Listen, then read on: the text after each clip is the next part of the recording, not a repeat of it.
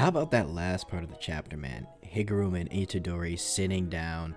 Higuruma saying, "Look, I'm going back to my roots," and we can kind of see that next chapter they're gonna have like a heart-to-heart of why he needs his 100 points. But just seeing them finally, after this whole thing, being able to sit down with each other, and Higuruma going through all these emotions in his head, this chapter was great, man.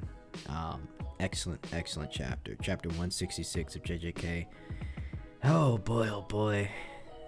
Just a few things to dive into here, but it's mostly about Higuruma. And I really like this character, but let's get into it, man. So we start off by getting a little flashback of Higuruma, of him back in his days of trying to become a lawyer, right?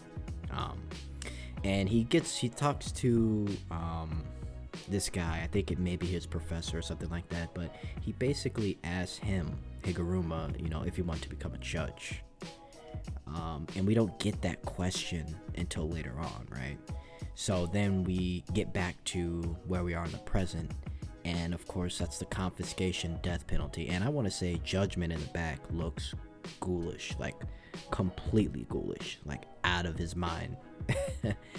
So we get this cool transformation of the mallet into this light judgment sword, executioner's sword. And we get a little explanation. The heaviest sentence that Judgment can enforce is a death penalty, supplemented with confiscation. Now, while confiscation of Itadori's powers is still in effect, he, on top of that, gets to stack his power, and he gets the executioner blade.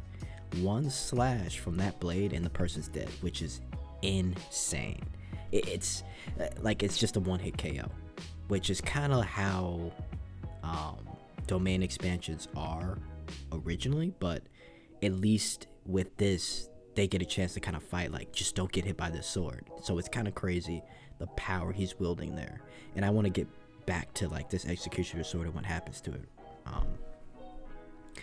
But yeah, being slashed by it will completely destroy you.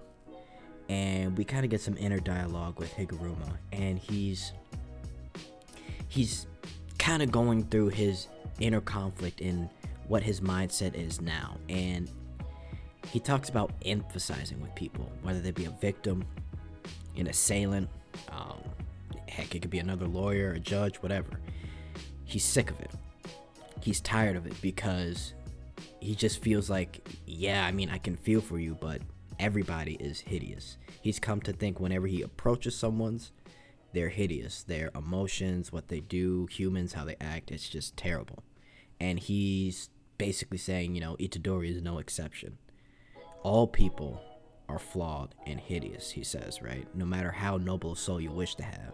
So no matter how good you want to be, you will eventually fall into that darkness of just being this flawed human being that just can't return to that perfectness. It'll happen to anybody and everybody. And it kind of goes on a tangent, just saying that, what lies before people is nothing more than darkness. Even if you are in this place of light, a void will soon surround you, right? And then we get them about to fight. Itadori kind of runs and starts throwing chairs, and Higuruma is kind of paying attention, trying to fight Itadori through all the rubble that's being thrown at him. And he sees Itadori's hoodie that he leaves on the chair. And let me just say, Gege with all these fight scenes, whether it be the tub, the Jeep that was in the whole thing with Yuji versus Yuta, the bathroom with Choso versus Yuji, like he really utilizes the battlefield really well, and I just love to see it come to life. I mean, everything with Maki too in the Zenin clan. But yeah, so he basically distracts him with that jacket, and then comes behind him, throws his shirt, so he kind of, gets his vision, and he goes for a sweep, but Higuruma, very, very vigilant person, dodges the sweep, and he's about to attack, and so is Yuji. And right then and there, we get the flashback that we had earlier. And what he says about not becoming a judge, right? At first, now this is his mindset right now. All people are flawed and hideous. That would have been his reasoning then of why he won't become a judge. But he says, I'm not interested in promotions, so I'm not suited for it. And that was just his answer, right? But back then, because he says, but at that time, at least up until then, he believed that impurity that's not present in other organisms, makes them different from humans. And that impurity is something that should be cherished, right? Basically saying, everyone's not perfect. We all make mistakes. We all go through life-changing things that could maybe mess us up in the future, but we learn from those things. We're not perfect. We have impure things as we, go out through this earth.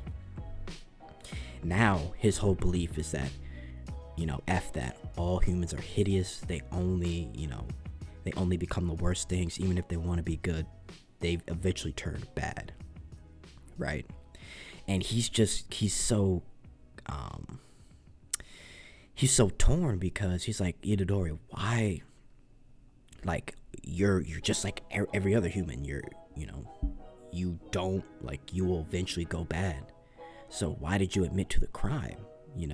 And he talks about how he knew he got the note from Judgment, and basically he knows about the demon inside him, Sukuna. He knows that he didn't kill any of them. It was Sukuna who did it. So why would you do something like that? And he's just conflicted, and you see the sword disappear, and he takes the punch, right? So at this point, he basically at this point, he doesn't know what to think, right? He's having issues. He's not able to think for himself, and it's because of that he's kind of realized, like, man, I've kind of lost myself in this whole thing with the last guy that he was trying to protect when he was a lawyer. He's just had these beliefs recently that have just taken him to this dark hole of just not even taking anyone seriously or believing in anybody, because they're all just eventually going to turn bad. They're going to turn rotten. But to see someone like Itadori knowing he didn't kill them and saying that he did anyway, it kind of goes back to his all humans aren't perfect. There's some impurity, but that's the good thing about them, is that there's going to be some good and bad moments. And to see someone like Itadori, he doesn't want to give him that judgment, because in this moment, you could actually consider him the judge. He was about to give judgment, even though he doesn't want to be a judge, like he said in his past. He was about to be that judge, giving him his sentence of killing him, when in his mind he knows he did not do this. So he couldn't do it. He could not do it. And it kind of snaps him back into his older beliefs, right? Which is very, very interesting. And he basically says, you've been taken over by Sukuna. He knows about Sukuna. He knows about everything. And he says, you're innocent. It's not your fault. But Yuji still sees it as his fault. And he says, it's because I'm weak. And he's like, oh man, is that so? And then Itadori asks, why'd you deactivate that technique? And this is important. He says, I went back to my roots, Itadori. People who are as weak as you are probably still around. So, we're back to the old Higuruma. People like you, Itadori, are still around. He wants to help. He wants to try and give them that fair chance, just like if he were in a courtroom. So he says, sit down, I'll give you my 100 points, right? And then he asks Itadori, which I think is interesting, because this goes back to empathizing with other people. And the reason he can, well, let's get into it. So he says, have you ever killed someone out of your own volition? And he says, I have. I see.